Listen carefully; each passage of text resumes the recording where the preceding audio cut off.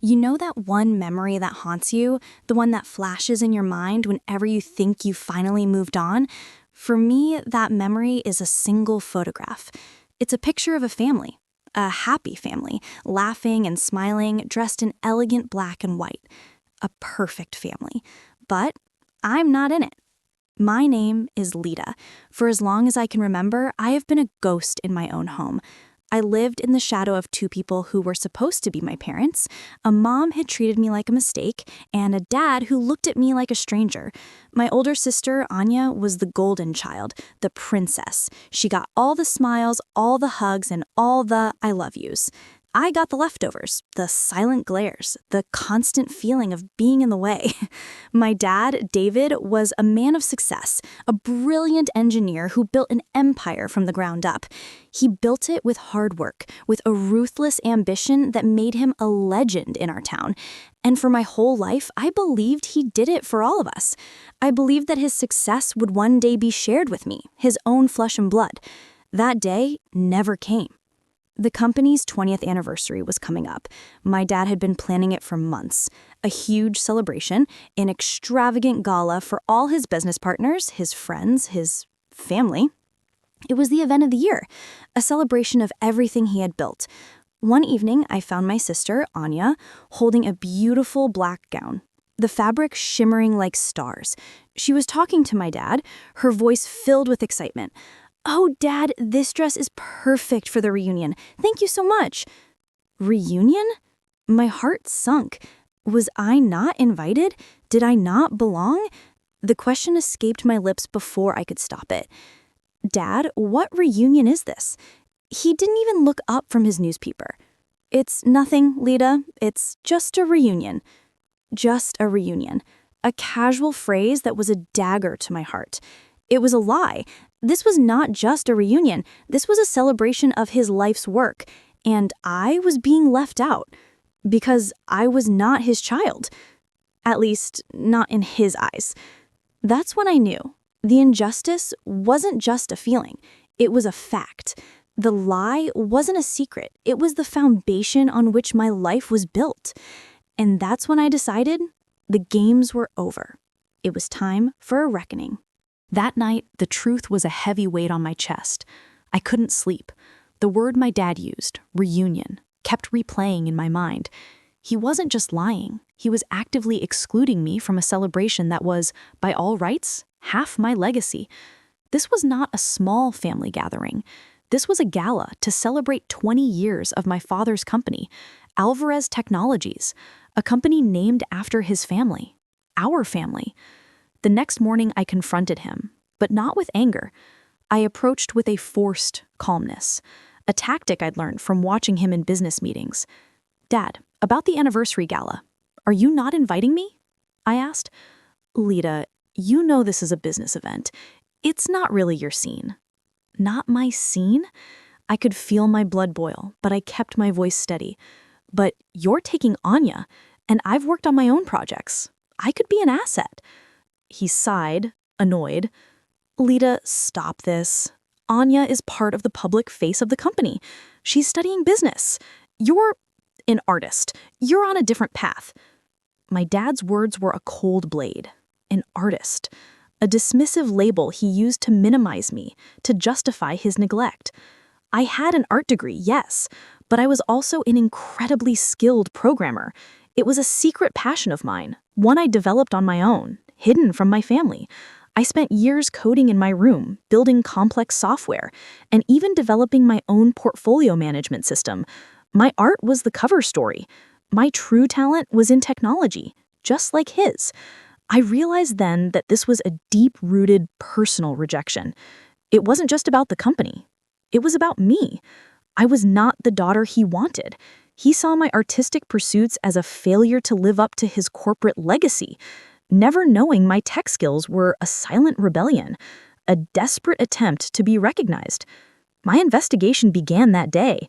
I knew my dad's work habits. He was meticulous, but he also thought he was infallible. His office, filled with high-tech security and encrypted drives, was his fortress. He never expected his own daughter to be a threat. But I was. I began spending late nights in my room, not painting, but hacking. I was a ghost in his system, just as I was in his home. I started with the company's public records, then their private server logs. It was a long, painstaking process. I found nothing on the surface, but I kept digging. And then I found it. A hidden file. A birth certificate. It was a file from the hospital where I was born, but it was locked with a strange security protocol. It wasn't a standard company file. It was a personal one. The file's name was simple. Project Leda. That name sent shivers down my spine. Project Leda. My name. Why would my birth be a project? I managed to decrypt it, and what I found was not a birth certificate, but a series of legal documents. I read through them, my hands trembling. The documents outlined a series of transactions, of legal settlements, and of financial transfers. A transaction from my father, David Alvarez, to another man, a man named Marcus Thorne. The transaction was for a massive sum, an amount that could buy a house. Attached to the legal documents was a brief, coded message. It spoke of a failed experiment, a financial remedy, and a new life. I couldn't make sense of it. What experiment? Who was Marcus Thorne? My mind reeled. It was all a puzzle, and I was missing the most crucial pieces. I needed to know more about this man. My search for Marcus Thorne led me to a dusty old newspaper clipping. The headline was from 20 years ago. Local engineer Marcus Thorne loses lawsuit to business partner David Alvarez. The article explained that Thorne had lost his company and a large inheritance to a fierce legal battle with my dad. My dad had won everything, but the article also mentioned that Marcus Thorne had a child, a baby girl, his legacy. The article said nothing more. Then I went deeper. I discovered a death certificate for Marcus Thorne. The cause of death was listed as a car accident, but the date of his death was exactly 1 day after the legal settlement, 1 day after my father had taken everything from him. It was a cold, chilling coincidence. I felt sick. My father wasn't just a ruthless businessman. He was a man who had destroyed another's life. He had taken his company, his money, and had driven him to a premature end. Was this the failed experiment mentioned in the files? Was I part of it? The pieces were starting to fit, but the picture was still blurry and terrifying. I knew I was on the brink of a terrible truth, and I knew there was no going back. I had to continue digging, no matter what I found. I had to know. The gala wasn't just a celebration of his success. It was a testament to his cruelty, and now I had to ensure his reign would soon be over. The more I dug, the clearer the picture became. The pieces of the puzzle weren't just fitting, they were snapping into place with a horrifying click. The Project Leda file, the legal settlement with Marcus Thorne, and the suspiciously timed car accident, it all pointed to one chilling conclusion. A few days before the gala, I knew I had to act. I couldn't just stand by while my father celebrated his success, a success built on the ruin of another man's life. I went to the gala. Uninvited, of course. My goal wasn't to crash it, but to find a way to get my answers, once and for all. The hall was a dazzling sea of black and white. My father, David, stood on a stage, a wide, proud smile on his face, basking in the applause. Anya was by his side, glowing in her elegant gown. They looked like the perfect family, the two of them. A perfect lie. I stayed in the shadows, a ghost in the crowd, watching from the balcony.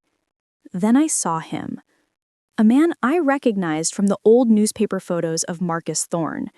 He was older now, his face lined with years of hardship, but there was no mistaking him.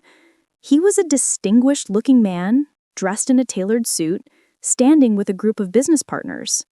His name was now Ethan Thorne. Marcus Thorne hadn't died in a car accident. The death certificate was a forgery. My father had faked his death to protect his lie. But why? I had to get to him. The security was tight, but I was a master of evasion. I slipped through the crowd, my heart pounding in my ears. I reached the group just as my father was announcing Anya's promotion to a senior management role in his company. And as we celebrate 2 decades of success, I'm proud to announce that the future of this company is in the capable hands of my daughter, Anya, my father said from the stage. I pushed through the crowd and stood directly in front of Ethan Thorne. He looked at me with confusion, but before he could speak, I said the words that would change everything. Ethan Thorne, my name is Leda. My father is David Alvarez. We need to talk. His eyes widened. The color drained from his face. The name Leda hit him like a physical blow. He led me to a quiet corner of the hall. I don't know what you're talking about, he said, his voice shaking.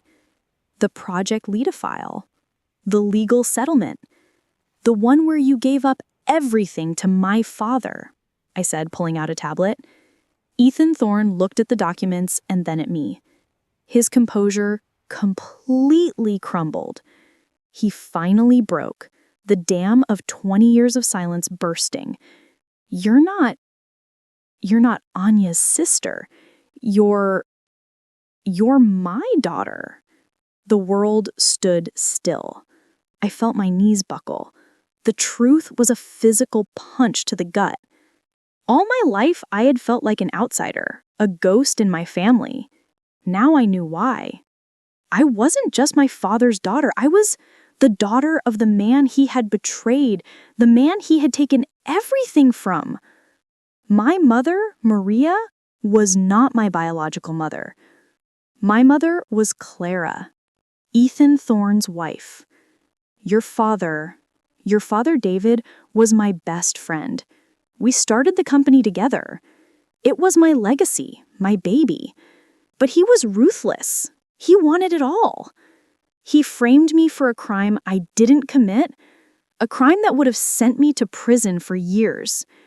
He gave me a choice: sign over my company, my inheritance, everything, and I would walk away. But there was a twist. Your mother, Clara, she was pregnant with you. He found out and he told me that if I didn't give him the company, he would ensure I would never see you again. He would take you away. I had no choice. I signed the documents. And the day you were born, he took you. He had an affair with your mother, but his true motive was to have a child as a part of his revenge against me. He was so consumed with greed that he took my wife and my child just to prove he could. He said he would let your mother go, but he wanted to raise you, my daughter, as his own, while I went on to live a life as if I had died in an accident. My mind was a whirlwind of rage and heartbreak. My whole life was a lie. My parents were not my parents. My sister was not my sister. I was not a part of this family. I was a spoil of war, a tool of my father's revenge. He didn't want a child. He wanted the ultimate victory over his enemy. He wanted to raise my father's daughter to be just like him, to take from him everything he held dear. The Project Leda file was a record of his cruel triumph. Ethan Thorne, my real father, had lived a life of quiet anonymity, faking his own death so just my father would never come after me again. My mother, Clara, is she still alive? No, she died years ago. She never got over what he did. I looked across the hall at my father, David, now smiling and laughing with his guests. The sight of him filled me with a cold, pure rage. He had built his empire on a lie, on the back of a man he betrayed. He had taken everything from Ethan Thorne, including his own daughter. My father wasn't just cruel, he was a monster. And I was going to make him pay. This was no longer just a desire for justice. This was personal. and I was going to make sure the world saw the truth behind his perfect lie. The truth hit me with the force of a tidal wave, but it didn't break me. It gave me a new purpose, a cold, hard resolve. I looked at Ethan Thorne, the man who was my real father, and a silent understanding passed between us. We didn't need words. The pain was in his eyes, a silent scream of a stolen life. I knew then that this wasn't just about my pain. It was about his and my mother's. The perfect gala, the one my father had been so proud of, was no longer just a party I was uninvited to. It was the stage for my justice. I went home that night and began my final preparations. Using the back door I'd created in my dad's network, I planned my attack. I wouldn't just expose him, I would dismantle his legacy from the inside, piece by piece, just as he had done to my real father, Marcus Thorne. I found the gala's main projection system, its code a sloppy mess. It was almost as if he never expected anyone to be smart enough to challenge him. It was arrogant, and it was my key. I wrote a small, silent program that would give me control of the screens at the gala. I wanted to wait for the perfect moment, the moment of his greatest triumph.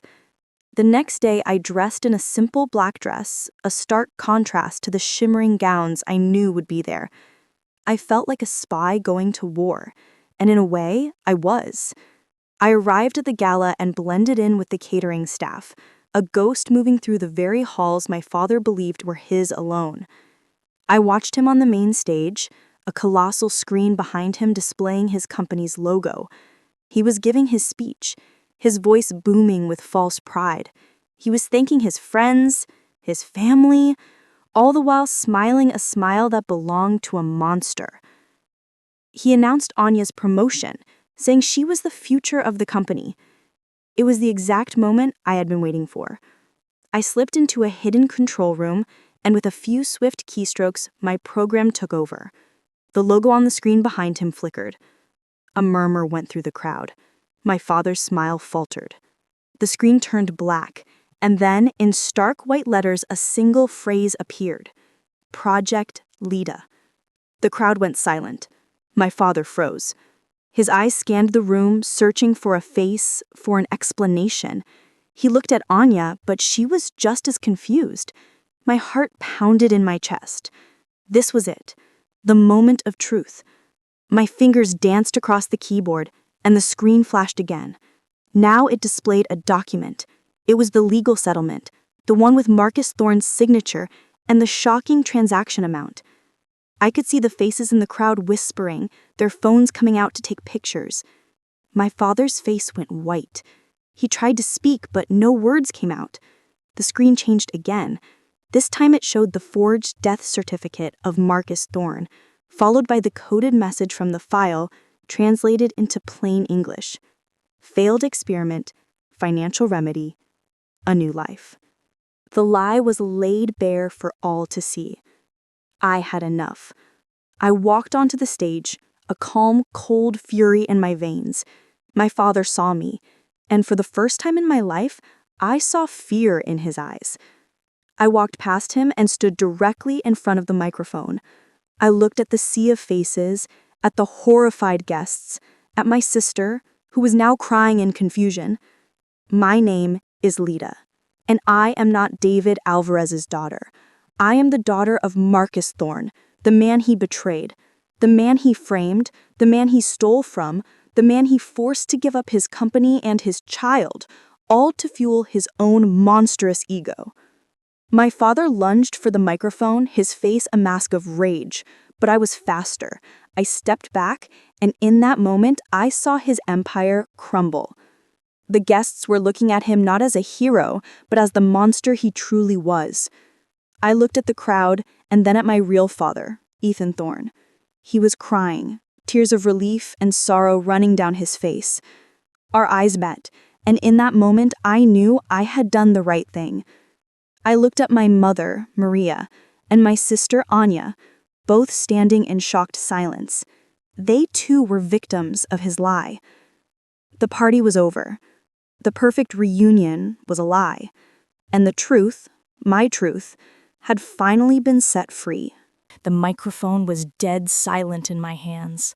The thunderous applause for David Alvarez had been replaced by a deafening hush.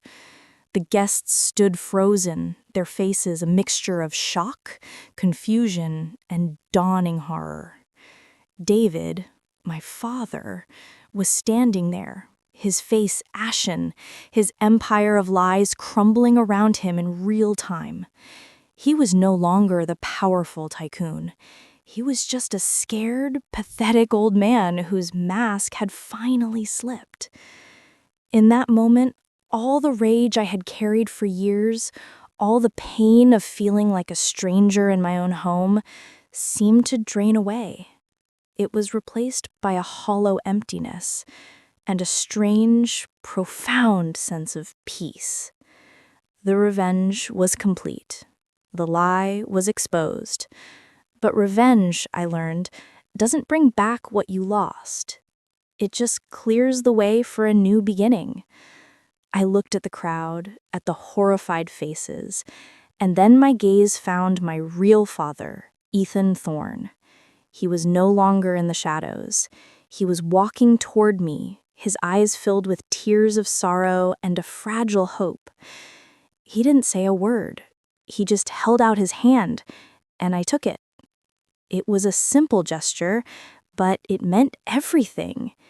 It was the first, honest act of a father toward a daughter I had ever experienced. We walked off the stage together, leaving behind the wreckage of a life built on deceit. The gala, the grand celebration of a perfect lie, was over. The guests, including Anya, who stood frozen in place, a silent victim of a different kind of lie, were left to reckon with the horrifying truth. I don't know what happened to David in that moment, or to Maria, my mother.